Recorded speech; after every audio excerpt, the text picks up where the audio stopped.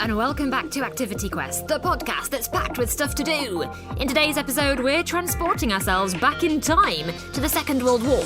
Robyn is going to Bletchley Park, a once top-secret location where codebreakers in World War II went to decode enemy secrets.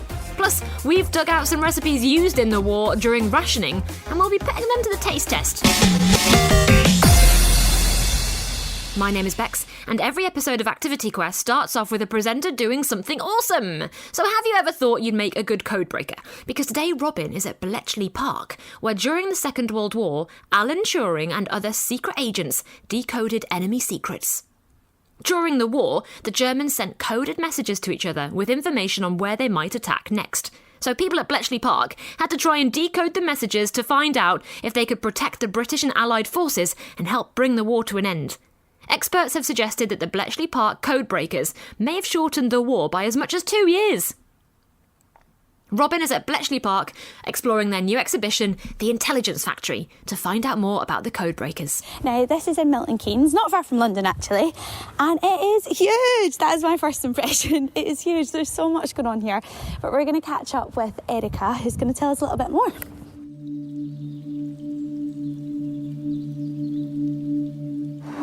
So when you first enter the exhibition, you realise pretty quickly that you're actually where they used to decode all the messages. So there's two huge screens that you're greeted with some really, really cool imagery on it. In fact, you might be able to hear them.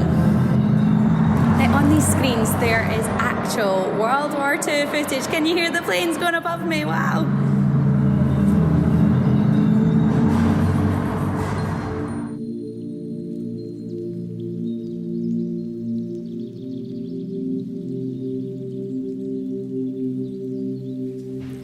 So Erica, in terms of a day out here at Bletchley Park, what can we expect?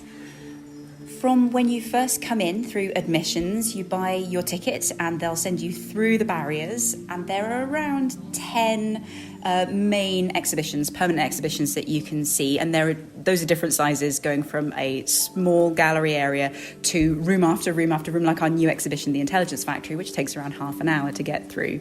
I'd say it's a full day here as well, so you can spend as little or as long as you like, because obviously your ticket gets you in for the whole year, but I recommend giving it at least half a day if you want to get a number of these areas under your belt and get a really good sense of what Bletchley Park was about. Because it takes so long to get around, we do want to make sure that you are fed and watered and looked after. So we have 2 large cafes here. One does mostly soup and sandwiches, one does hot food, and it's gorgeous. I go there for my lunch, even though I really shouldn't. It's obviously not going to be good for my waistline every day. But during the summer, we have a kiosk selling ice cream as well. We do an afternoon tea experience as well. So if you wanted to really make a day of it, you can order afternoon tea in our large mansion dining room and just sort of show the family a lovely decadent time with your afternoon tea. There are also spaces outside for you to have your own picnics. During the summer, we have deck chairs, we have picnic benches, we've got areas that you can sit and relax in the park underneath the trees as well. Or if it's a little bit rainy and a bit dismal, we have spaces all around the side that you can take shelter as well, and then pop to the cafes for a nice hot cup of tea.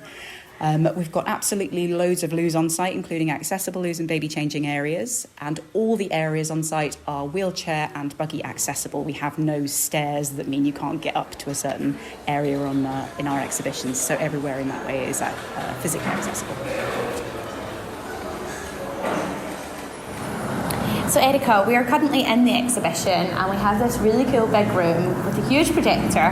What is it? What's happening in here?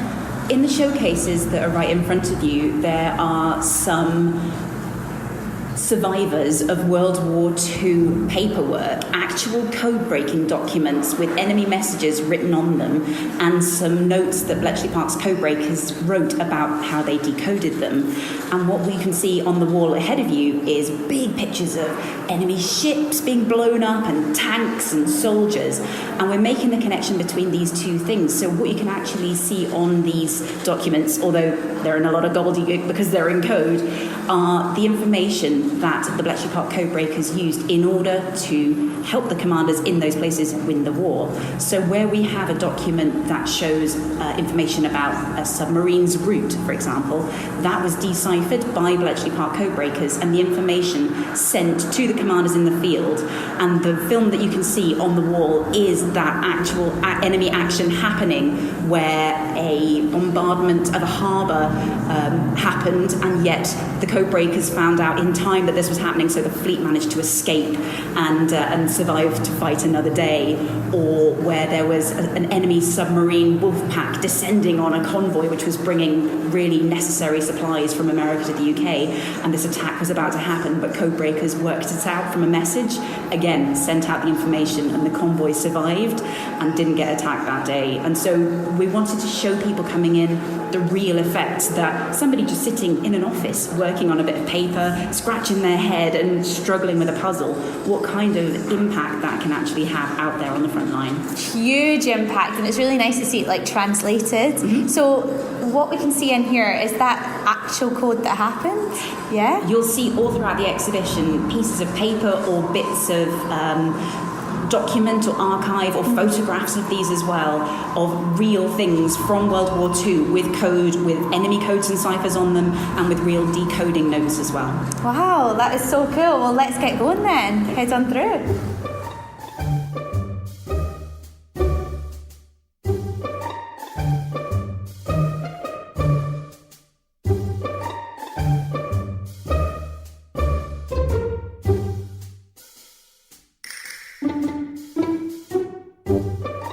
So Erica, we've made our way into this room that, from what I can see, looks like it's got lots of drawers with lots of like really cool cards and little notes inside. Can you explain what's happening? Imagine all the information that was being received by Bletchley Park, and once they've managed to decipher messages, they were keeping all of that information because it will all come in handy in future if you're a wartime codebreaker. Yeah. It might help you decode a future message or make sense of something. And so one thing not many people know about Bletchley Park is they have these massive indexes all written down by hand or typewriter on index cards or long lists of information. And so what we show in here is some examples of those cards and lists. We have some in gobbledygook, some in kind of plain written English as well, some in books and some on sheets of paper. But we also, in the corner, have a slightly different looking display, which is a data centre. Now, you've had a look in, you can see it's, as far as the eye can see, it's a bit of magic trickery that we've done to show a long corridor in a data centre in a small corner of our exhibition. And that's because we want our visitors to understand that the challenge that Bletchley Park had of saving all of this data, which is what it was, still exists today. And big companies, such as the lady that's talking to us in this interview from BAE Systems, struggle to store a huge quantity of information, which they do digitally in data centres, which is the equivalent of millions and millions of these cards. And at Bletchley Park, they must have had millions of cards as well. But just the challenge of not only storing that information, but how on earth do you find it again, is a very real one. Yes, I bet. And also, I'm just kind of looking at it, and I think that you can kind of get more of an understanding when you see it physically, how much information is obviously held onto that you kind of can't see, you know, in the kind of data centre of today. But I think it's a little overwhelming, isn't it, when you think about it? It is, and it's the type of information that Bletchley Park teams were storing. Things like the names of ships, the locations of ships, the number of crew, the number of bullets that each gun stored on that ship had. They were keeping track of all of this stuff, the number of men in a military unit, the number of bicycles they had, the location of them on every single day for the last 4 years. It's absolutely mind-blowing that all of this stuff was being kept and used.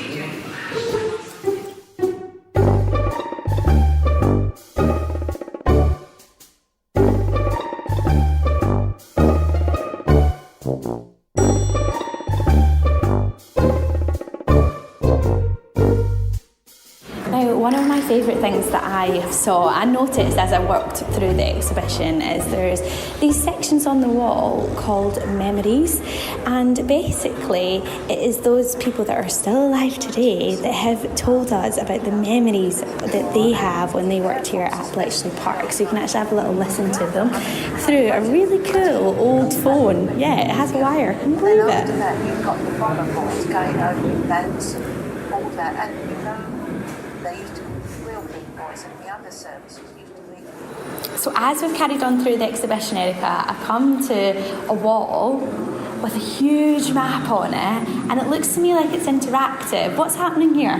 This room is the plotting room, and this is a space where we wanted to show a typical job that took place in here, which isn't just all about code breaking and codes and ciphers and thinking really hard. Yeah. It's actually a job that young women did, women aged about 19, so young girls really, and they would plot the locations of enemy and allied British and American ships on these huge maps. This room is the actual room where that took place. We still have a floor plan of the building, and we know that this room was filled floor to ceiling with giant maps, and these young women who worked in the Women's Royal Naval Service were pinning these locations of these ships with pins and string and logging where all those ships were so that they had the most up-to-date information.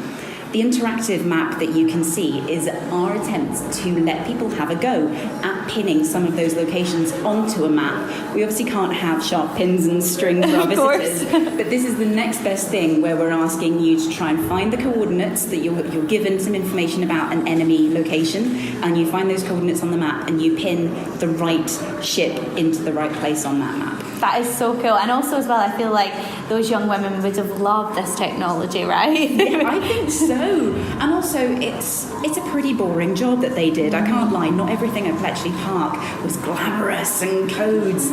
Some of it was just repetitive work, maybe operating machines or maybe pinning things onto walls. Yeah. But it was all a huge contribution to the war effort. So you can actually get involved and have a go at doing that job yourself. And we have the North Atlantic, we have the Mediterranean as well. And so there's loads of options for people to come in and try and have a go and see how good they would have been at being a plotter. Let's see how good you would have been. So what does Bletchley Park do now? Because I imagine there's not so many messages to code at the minute. Not so much. We are no longer a government organisation. Yeah. We are a heritage attraction. Oh, cool. And we still have buildings here that were standing in World War II. Some of them were already here and the code breakers came and took them over, like our mansion. Oh, wow. Some were temporary, that were just built at the start of the war, thinking the war will be over really quickly. We'll just pop them in these wooden huts. Those are still standing as well, incredibly, so many decades later. And it's our job to try and keep those huts standing and in as good condition as we can. So there were also brick buildings, permanent buildings put up in the second half of the war when they realised that it wasn't going to be finishing quite so soon.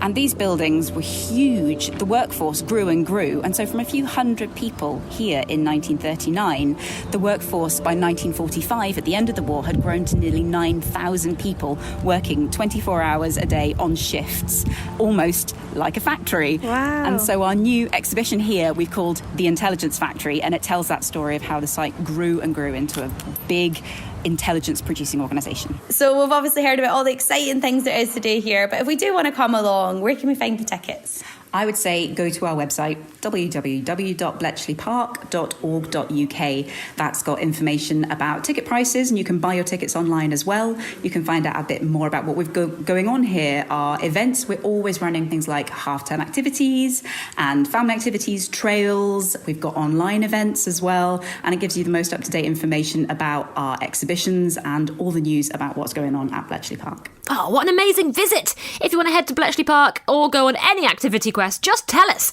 at funkidslive.com/activityquest, and remember to rate, review and follow this podcast wherever it is you're listening to it.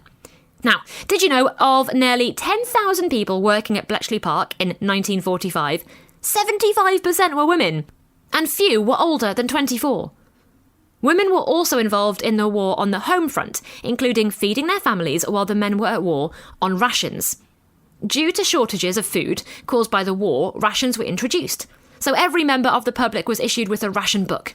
They were books which contained coupons that shopkeepers cut out or signed when people bought food and other items. This was to make sure that of the very limited supply, everyone got a fair share. Throughout the war, lots of things were rationed. What foods do you think would have been rationed? Some of the main things were bacon, ham, meat, butter, cheese, margarine, milk, sugar, and treats like biscuits and jam. This meant that many recipes people would have used weren't possible because they didn't have many of the ingredients. And of course, people had to get inventive and change recipes to use ingredients they had. Meg has found some old recipes from the wartime that she's going to cook up for us today to try. Do you remember during the pandemic when we had shortages of certain products in shops?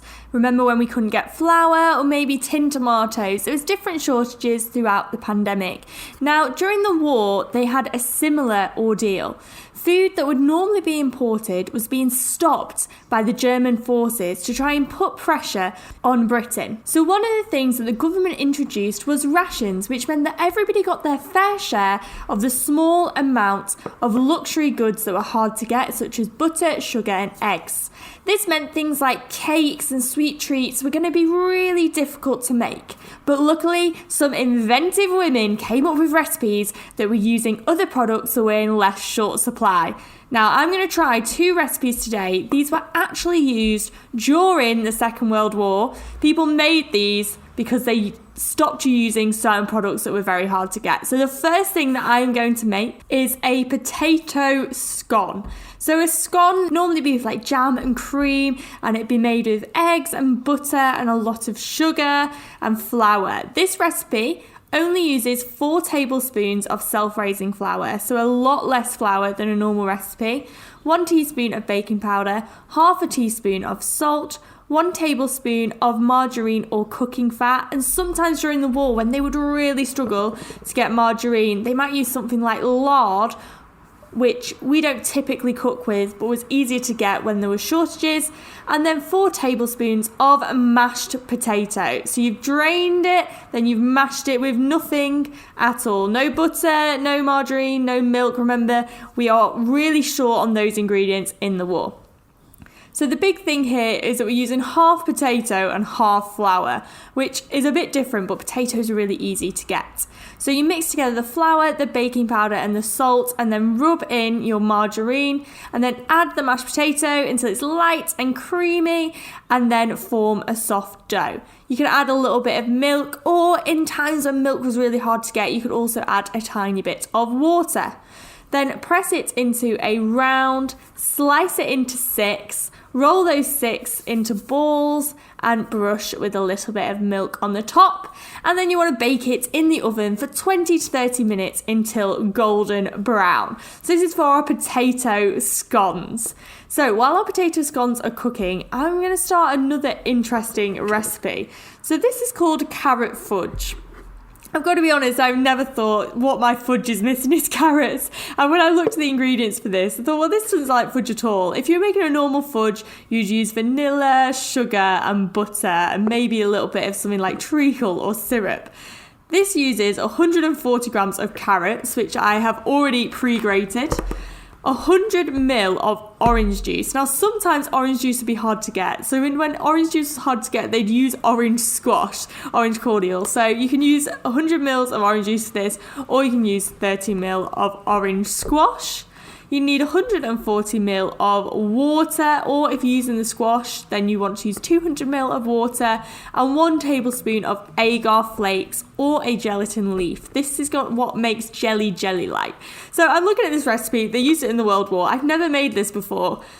And it's got carrots, orange juice, and something that makes it jelly-like. I'm not really seeing how this is going to become a fudge. It's got no sugar in it and no butter in it. So it's not even got vanilla in it. It's sounding very weird at the moment.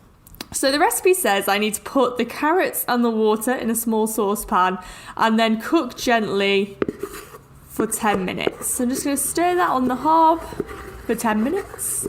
Then I need to add my orange juice or my orange squash and cook for 5 more minutes. And then turn the heat down to low. Remember, when you're doing any recipe, it's really important that you have an adult with you, because obviously we are using the heat from the hob, so make sure that you have an adult with you to help. Now, once it's got down to a low heat, I have been told to add my agar flakes and stir really well and often until they've dissolved. Okay. It's kind of looking a little bit gloopy. It looks slimy. It's not really that appetizing. I guess in the war they had to eat things that they wouldn't normally eat. I'm not sure anybody would be swapping their fudge for this at the moment. Right, so I've got a flat container and the flakes have dissolved, and now I'm just going to pour it into that container so it is flat. and leave it to cool for 10 minutes before putting in the fridge to set. So while we watch that set, my scones have just come out of the oven and they look quite dense. They don't look very fluffy at the moment. I'm just going to break into one. It kind of does taste quite nice. I feel like I put a little bit of jam on it, but it tastes quite savoury. I don't know if it would be better with other things. It's nice though that it's better than I was expecting. I think that you quite enjoy this. If you like mashed potato and you like scones, or if you like potato cakes, yeah, this is pretty nice. I think it would be good with any topping. I'd say this overall is a success. I sound unsure, but it is a success. Okay, now let's look at my carrot fudge. I'm just going to slice it. It really does look like thick jelly. Yes. It doesn't taste like fudge. I don't know how to describe it. It tastes more like kind of like a carroty jam. So you get like a jelliness and then you get like pieces of carrot in your mouth.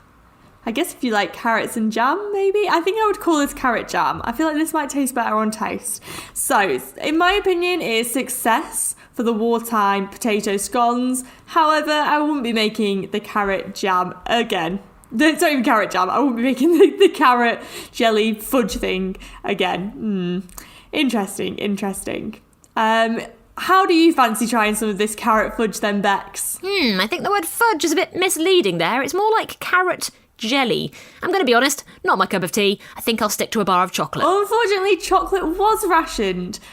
So you're basically on carrot fudge or nothing at this point. Yes, I think I'd rather have nothing, actually. Can I try some of the potato sponge? Go ahead. I actually think this one's really nice. It's actually quite nice. Oh, it's not as fluffy as scones normally are. It's a bit like an Irish potato cake, but tougher.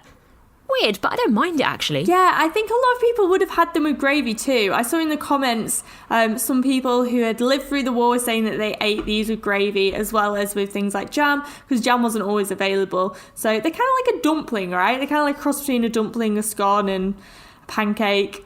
I don't know, but they're pretty nice. So if you want to have a go at these recipes, let us know what you think. That does make sense. Now remember, there's lots of episodes of Activity Quest that you can go back and listen to any time. Just scroll back in your podcast app and pick an episode you fancy. And if you've enjoyed this episode, you might enjoy our episode from the 7th of February, where we created and decoded our own codes. I'm Bex, and this has been a podcast from the UK's children's radio station, Fun Kids. Listen to Fun Kids on your DAB digital radio, online, on the free Fun Kids mobile app, and on your smart speaker. Just say, play Fun Kids. Bye.